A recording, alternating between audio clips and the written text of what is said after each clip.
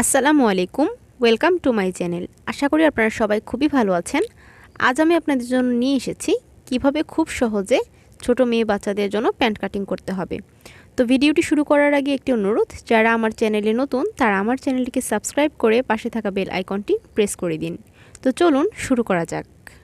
Pant cutting করার জন্য এখানে আমি 27 ইঞ্চি পরিমাণ কাপড় নিয়েছি। কাপড়টিকে এভাবে আমি এক ভাঁজে লম্বালম্বি করে রেখেছি।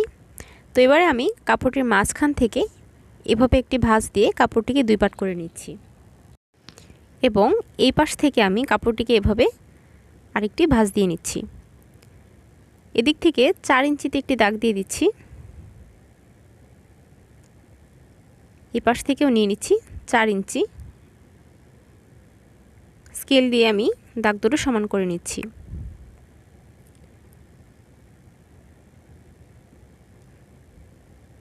এবারে এই দাগ অনুযায়ী আমি কাপড়টিকে কেটে নেব। এই অংশ থেকে প্যান্টের কলি এবং পায়ের যে মোহরির অংশটি সেই পাইপিনের কাপড়টি নিতে হবে। তো প্যান্টের লম্বার অংশটি হবে এদিক থেকে, এখানে আছে 14 ইঞ্চি, প্যান্টের লম্বা হবে 12 ইঞ্চি আর 2 ইঞ্চি এক্সট্রা নিয়েছি রাবার সেলাই করার জন্য। এপাশ থেকে আমি কাপড়ের ভাঁজটাকে আলাদা করে নিচ্ছি। এবারে এই কাপড়টি থেকে আমি প্রথমে কলির কাপড়টি আলাদা করে নিচ্ছি। তো দেখুন কিভাবে কলিটি নিতে হবে। এদিক থেকে একটি কোনাকুনি ভাঁজ দিয়ে নিচ্ছি। এবারে এখান থেকে আমি সমানভাবে কাপড়টিকে কেটে নিচ্ছি। আর এই অংশটি থেকে এখন আমি পায়ের জন্য পাইপিনের কাপড়টি নিয়ে নিব। কাপড়টিকে এভাবে দুই ভাঁজ করে আমি মাঝখান থেকে আরও একটি ভাঁজ দিয়ে 4 ভাঁজ করে নিচ্ছি। মাঝখান থেকে এভাবে কাপড়টিকে লম্বালম্বিভাবে কেটে নিচ্ছি।